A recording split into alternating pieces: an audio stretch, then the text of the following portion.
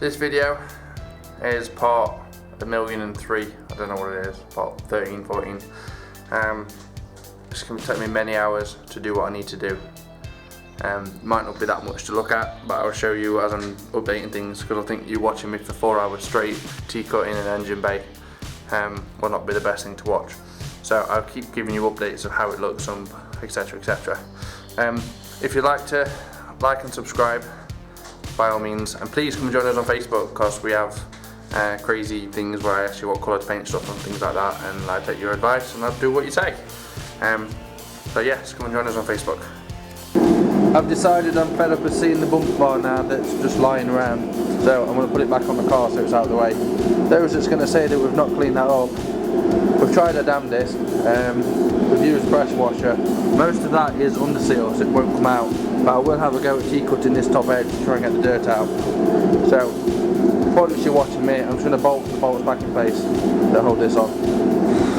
We got bored, so we decided to have a fit at this bumper, see what it's going to look like. This side, the plastic trims came off relatively easy.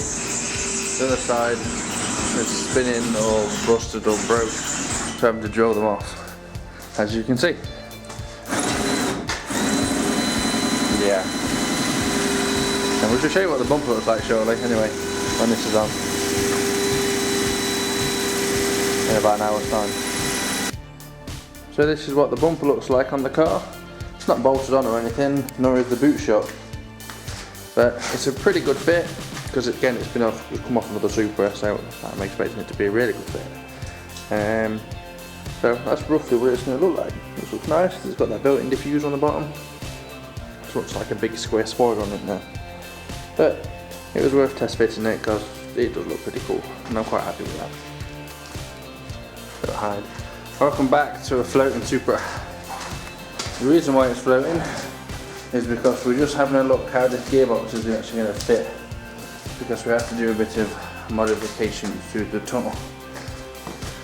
This is not going to be enjoyable, nor is it going to be great video footage for you to watch, but we shall show you when we need to do things. So all we're going to be doing for now anyway is just measuring up to see what we need to adjust. Yeah, I think that's about it for today with the gearbox, isn't it?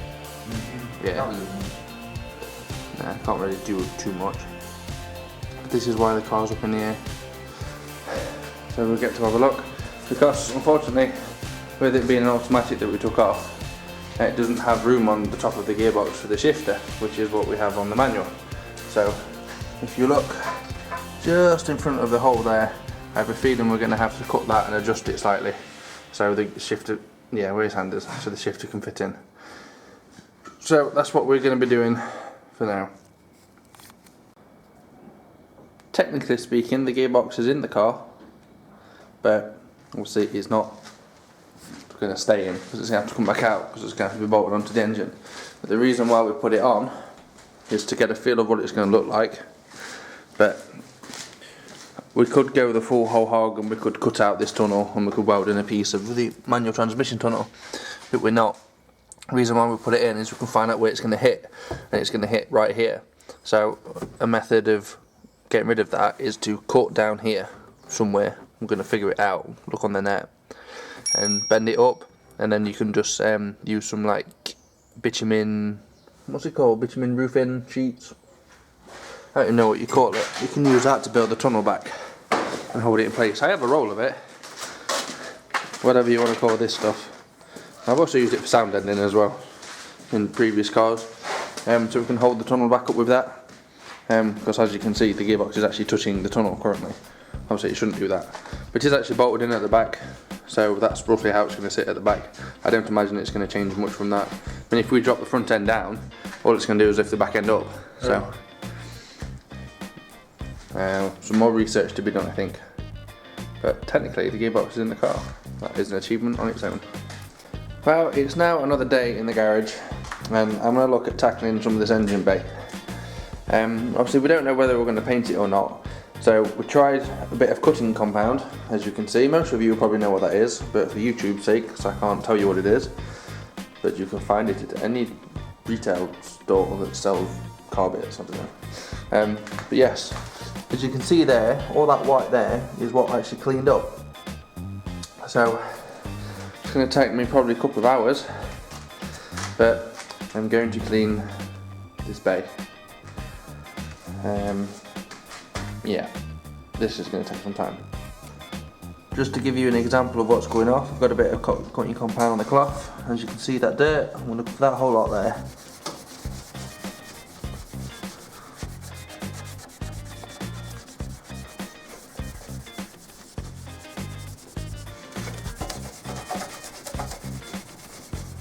Proper like grounding dirt. If you wipe all that off for now, look, it's like new with the paint run.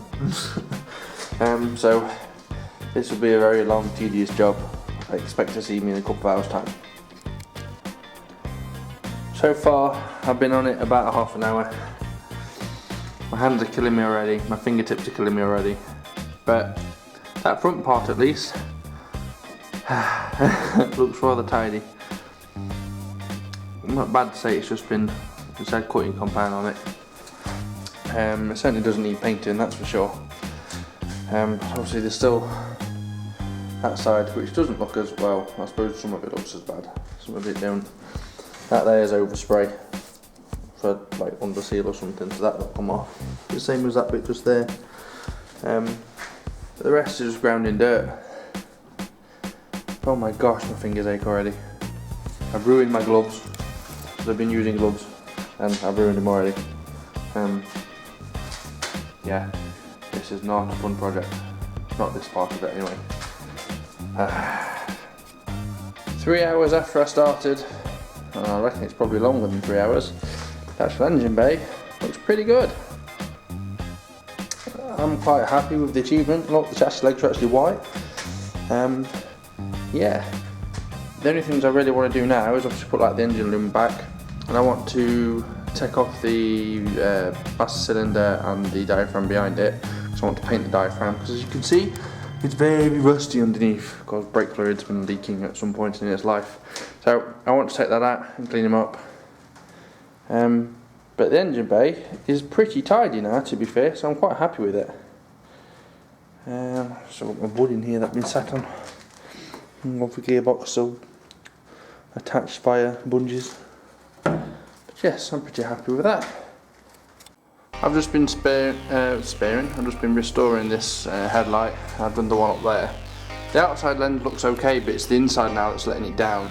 So I need to decide whether it's worth splitting these and seeing if we can sort them out. Maybe if we black them all, if they can be splitted. I need to do some research, because they look pretty cool, but obviously if the lens is going to stay that colour even when I've split them, I don't really want to put them back on the car because they don't look brilliant, if I'm honest. The outside it looks good, it's the inside I think that's letting it down now. I've used a cutting paste on the actual headlight and it looks pretty good. I've also been rattle canning a wheel. I've only done one because I have no more paint. I need to go and buy some more paint. But if you guys are interested, in the next video I'll show you what I've been doing to get the wheel to this state. So leave me a comment below if you're interested, and I'll show you how I painted the wheels to how they are. If you're not interested, then I'm not bothered to put it in the video. It's as simple as that. So headlights and wheels, that's what I've currently been doing. Applying no wheel. I need to swap my brakes out too. Obviously, this thing engine bay. This is our list of things we need to do for the Supra and things we need to buy. So obviously rebuild engine, gearbox, adjust tunnel, paint wheels, paint calipers, and nuts, obviously red, paint the dash and refit. Yes, paint the dash. That's one there. What colour should I paint the dash? So I'm looking at like the part that's there. I've got more parts over there and there's parts down there. But look, previous owner for the manual one had blue. Obviously I don't want blue. I'm thinking it's either going to be black, gunmetal grey, like that, gunmetal grey, or purple. So there's your three choices. YouTube, I'm letting you choose. Black, purple, or what did I say? Gunmetal. I'm also going to ask Facebook as well, so, because there's more people on there that talk. Get on there and talk. Give me some answers, because I will ask people on Facebook after this video goes up what colour to paint the centre console in the car. Then I've got dye the carpet, because it's grey and I want it black, refit the interior, refit the engine and the gearbox, restore the headlights, which I have done on the outside of the lens, restore the rear lights, it's going to take some time, refit the bumpers, bodywork, clean inside the car, yeah that's pretty bad, wrap the car possibly, and obviously I need to fill gearbox oil, fill engine oil and a new oil filter. So I need to buy a new pen because it's crap on here, radiator, bumper, skirts, radio brake hoses, stereo, speakers, spoiler, woodruff key, that's now come, I can cross that one off, tensioner and pulley, front number plate, quick put front badge, but I don't need a front badge for a different bumper, and here's an oil filter. So that's what I need to buy and do. I've been busy over the past day. Obviously it's took me many hours to clean the engine bay. I've also been doing painting this wheel. Only another one so far, as you can see, because I've run out of black paint. But it's been wet sanded, it's been primed, it's had 2 coats of primer, 2 coats of black, and it's had 2 coats of lacquer. The reason I put the lacquer on is just to try and make it a bit more chip resistant on the road. I've not gone for shine, because I do like the fact that it's not very shiny. But I'll probably have to tea-cut it or something before I put it on the car, just to give it a nice even shine, because it's a bit bumpy. I don't know how to describe it, a bit bumpy from the lacquer. It's hard to pick up on the camera. I think you can just see it in the sunlight. But if you'd like me to record me doing these wheels, leave a comment below in the video and I shall do that for you. This is the wheel I'm doing.